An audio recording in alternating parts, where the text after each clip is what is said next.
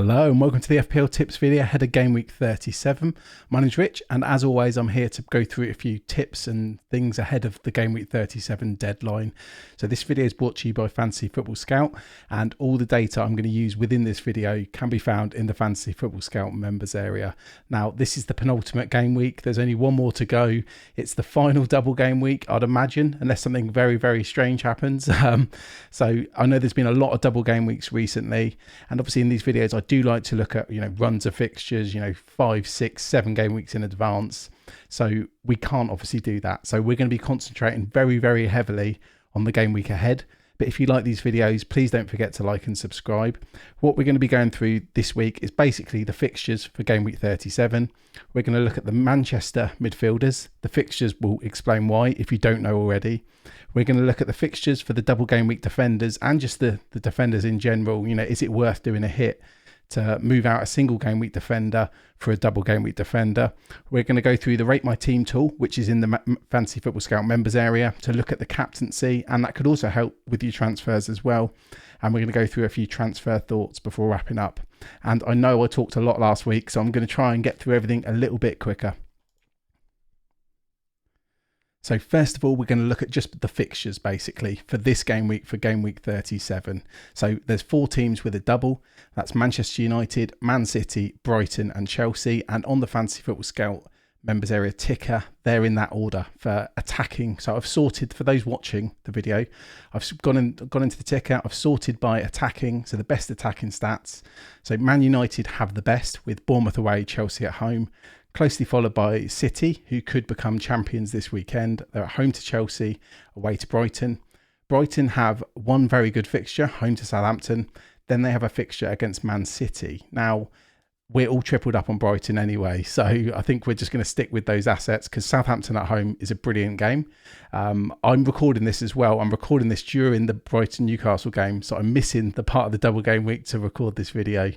But players like McAllister have been benched, so you'd assume you can, give a little tick in his minutes. Obviously, I don't know how many minutes he's played tonight or why he was benched. I'm assuming it was rotation. Then they've got home to Manchester City. And if City have got the league wrapped up, maybe that's a game City rotating. So Brighton still fantastic, but we knew that already. Chelsea have got a double, but it's almost the worst double you could have. City away and then Man United away as well. From the single game week players, Newcastle, who we've all loaded up for the double game week in 36, have the best attacking fixture. We'll get onto defenders in a little bit. So, I mean, players like Wilson, Isak could still be very popular. Obviously, Trippier as well. If he rediscovers his form tonight, fingers crossed. Palace, I've got Fulham away, and then we move down. I mean, even Liverpool have got Villa at home. So if you've got players like Salah or Trent, I definitely wouldn't be selling them. I'll definitely be keeping them as well. And then, I mean, other players to mention, I suppose Arsenal. They still do need to win. They play before City this weekend. To have any chance of still winning the league, as unlikely as it seems. They've got a brilliant fixture away to Forest as well. But I mean, looking at this, because we expect there's going to be some rotation for City, Man United look like absolutely, I think, the best team to target this game week. A lot of people are already tripled up. I'm not, so maybe you're looking elsewhere. Maybe you're looking at Man City punts, for example. But what I'm going to do is I've gone into the Fantasy Football Scout members area and I've created a table, just midfielders from both Manchester clubs, so Manchester United and Manchester City. Now, top for XGI for Man United is Bruno Fernandes at 7.53 XGI. 10 of that's assists, about 7.5 of that is XG. So he's nailed, we know this, he's never injured, even when he's got photographs taken of him, injured, inverted commas. He's on penalties, 90-minute man. So he's my top target this week, ahead of all the other players on here. Rashford, he's been training. So again, he's got 16.19 XGI. Bruno and Rashford are absolutely clear of the other Man United players. And if you're not tripled up, you don't have both. I think that's, in short, that's the way I'd be going. Now, the best of the rest for Man United, obviously with Rashford coming back, maybe it doesn't give an uptick to a lot of players' minutes. What stands out here is Anthony. Anthony, 8.66 over just 23 appearances. So 10 appearances less than Rashford. So, I mean, if you added maybe 50% because he's played 10 less games, onto his, he'd be averaging about 12 xgi, where Rashford's on 16. So his stats are pretty good. Obviously his finishing has a lot to be desired, or a lot to be improved on. But Antony looks like an enticing punt if you're really trying to go for a differential. You compare him to Sancho, for example. They've played the same games, but Antony has 2 xgi more than Sancho. More xG as well. So I do prefer I do prefer Antony to Sancho if you're going to punt there. But I do think, with Luke Shaw now playing left back, that's the way I'd go. If I didn't have a third Man United and I have Bruno and Rashford, for example. I put the City players on there. We talked about them last week. There's a lot of risk of rotation with them. So that's why United are my priority over City, despite, how impressive City were against Real Madrid. But you can do little things like using this table, and it might be worth pausing, screenshotting, and really going through it with a fine tooth comb. But let's take a player like Foden, for example. Obviously he cameoed a lot, but 29 games, 8.71 xgi. Then if you look at, you compare him to, let's say Antony, for example. Antony has played 23 games, 8.66 xgi. So very, very similar. Obviously, yes, that's because Foden has a lot of cameos, but that's because he's a lot more rotation prone as well. So I think City mids, I do like them. I think, ironically, Alvarez is going to be my favourite, but we'll get to him in a bit. But even then, he really doesn't stand out for me. Yes, De Bruyne is top by miles for Man City mids, nearly 20 xgi. We talked about how that's comparable with Salah, even though Salah has much, much better xg than someone like De Bruyne. But De Bruyne looked absolutely exhausted. All the commentators were saying it, all the journalists were saying it during that Real Madrid game, even after the game. So if he plays 2, I'd be absolutely shocked. Moving on to defenders, what I've done now is I've sorted by defensive fixtures for 37. You can see Man United have the best defensive fixture, followed by City, followed by Brighton, and then Chelsea. Obviously, we've mentioned for the doublers have the worst one possible. And then I've looked at the Rate My Team tool. Now, Shaw is top. I mean, he's almost neck and neck with Estupiñán. 7.23 for Shaw, 7.22 for Estupiñán. Then it's kind of like best of the rest. You've got players like Stones, 6.2, Diaz, 6. The two interesting here are going to be very popular players that a lot of people own, Trippier and Trent. So Trippier, if you look at the defensive fixture, they are at home against Leicester, but it's actually quite low on the ticker. But if you look at expected points, I mean, Trippier 5.26, it's comparable to, say, Lindelof, for example. Now, maybe Lindelof's minutes are a little bit low on the Rate My Team tool, but it's just showing that Trippier, he's up there, he's competing. I mean, look at Dunk. Let's take Dunk, nailed player. He's got 6, for example. Trippier 5.2. So would I do a hit to remove Trippier? No, I wouldn't. I'd want to play Trippier. And the same applies to Trent, who's just below Trippier. So Trippier 5.2 for those listening, and Trent 4.83.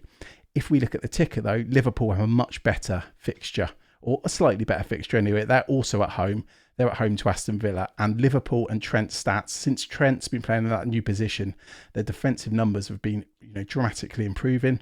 And Trent's attacking numbers have been dramatically improving as well. I mean, over the last few games, he's competing with players like, Bruno Fernandes for creativity, for example.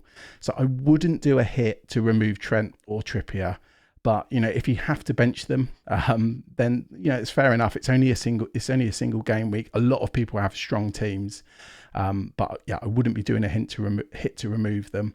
Someone like Shaw, I'm considering doing a hit, but it's not to remove Trent or to remove Trippier, for example. Then trying to blast through these, but then if I look at the Rate My Team tool again for all players, so that was defenders on the last screen. This is for all players. You can see Haaland is top, but not by a lot. So 10.5 for Haaland. He's the best captain on paper, unsurprisingly. De Bruyne is only just behind him at 9. I do think his minutes are going to be lower than whatever's predicted here. So I would actually have, for my own self, I'd have Fernandes clear of De Bruyne. De Bruyne is just behind him. Fernandes is just behind De Bruyne on this at 8.83. Then you've got like the usual suspects, Matoma, Rashford, McAllister. Again, McAllister, because he was benched tonight, I'm assuming he's much more nailed for that Southampton and City at home. Then you've got like goalkeepers, Mahrez, Steele, Gross, Shaw, Estupiñán. What I've also included on the screenshot for those watching is the game week 38 fixture. If you're going to look at a player that's good for 37 and then good for 38. Now, you see that Salah's here. He's quite low down, but he's one of the highest single game week players, 6.7 he's projected to get. But then next week, he's projected to be the best captain, 38. So another reason I wouldn't do Salah to De Bruyne. And I know on Scoutcast, I said I'd free hit in De Bruyne over Salah. I've changed my mind on that now. I would definitely have Salah in my free hit, and I would not be selling him if I was, if I was trying to use my transfers. Finally, I want to go through transfer thoughts for my team. Now, I think I'm a little bit behind other people's transfers. If you look at my team, I've got Steele in goal, Trippier and Trent, who I've talked about. I'm keeping them. I've got Rico Lewis. He's a Man City defender, but I highly doubt he's going to play both. McAllister, Matoma, Salah, Saka and Rashford. Then Isak and Haaland, who's got the captaincy at the moment. My bench isn't great. I've got Raya, Solanke, Botman and Zinchenko. So what I'm looking at doing with one free transfer, I've got the money to reluctantly sell Salah to go to Bruno Fernandes. I wouldn't want to be selling Saka. I think there's some teams I see where I'd almost be considering bringing Saka in, but I want Bruno Fernandes so much. I'm going to do that move, Saka to Bruno Fernandes. My key dilemma is, do I do a hit to remove Zinchenko, who we've got mixed reports about if he's going to be fit or not, for Luke Shaw? I can play Shaw ahead of Lewis, so I have that Shaw, Trent and Trippier backline, which, I'd be more than happy with. I know a lot of teams might have a Stupinan. So if, for example, I had a Stupinan and over Steele, for example, maybe then I wouldn't even consider doing that hit. I'll just play, a Stupinan, Trent and Trippier. But because my backup defenders are pretty ropey, so Botman, Zinchenko and then Lewis, maybe Lewis gets a game. To be honest, I'm probably pretty confident he does. But I just see, we saw that Shaw's projected to be the best defender this week. He's got massive EO. I know that's boring, but I think I will be doing that hit. And then just to touch on captaincy, which I didn't touch on much on the last slide, so I'm going to actually go back to that.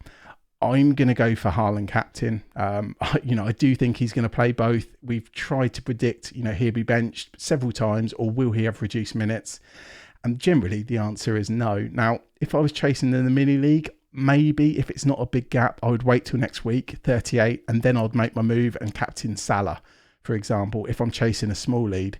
If you're going, balls to the wall, you need to gamble, I would go for Bruno Fernandes this week, as my inverted commas differential captain, because I still think there's a few teams that are going to find it hard to get to him. I expect his EO to be comfortably under 100%.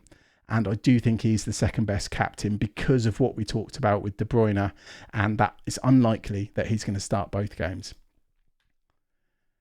But thanks a lot for joining me this week. Please don't forget to like and subscribe, drop a comment, and I'll be back next week for game week 38, so the final game week. So obviously in that video, we're going to concentrate very heavily on 38. I imagine we'll be looking at punts and we're going to be looking at players that we think may or may not start. But thanks a lot and see you next week.